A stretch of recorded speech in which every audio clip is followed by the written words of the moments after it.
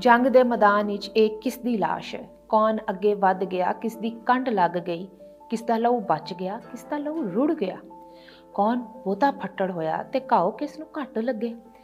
ਕਿਸ ਦੀ ਮੁੱਛ ਉੱਚੀ ਰਹੀ, ਕਿਸ ਦੀ ਤੌਣ ਨੀਵੀਂ? ਕਿਸ ਦੇ ਬੰਬ ਬਹੁਤੇ ਵਰਸੇ ਤੇ ਕਿਸ ਦਾ ਘਰ ਸਵਾਹ ਹੋਇਆ? ਕਿਹੜੇ ਪਾਸੇ ਹੈ ਯਤੀਮੀ ਮਹਿਰ, ਕਿਸ ਦਾ ਭਾਗ ਸੀ? ਕਿਹੜੇ ਪਾਸੇ ਪੀੜ ਥੋੜੀ, ਕਿਸ ਤਰਫ ਮਜਬੂਰ ਘੱਟ? ਕੌਣ ਜਿੱਤਿਆ ਜੰਗ ਵਿੱਚ, ਕੌਣ ਹਾਰਿਆ ਲਾਮ ਵਿੱਚ? ਕੀ ਹੋਇਆ ਐ ਸ਼ਹੀਦ ਜਾਂ ਜਨਮ ਵਿੱਚ ਰਸੀਦ? ਕਿਸ ਤੇ ਵਰਸੀਆਂ ਰਹਿਮਤਾਂ, ਕੌਣ ਵਾਂਝਾ ਰਹਿ ਗਿਆ?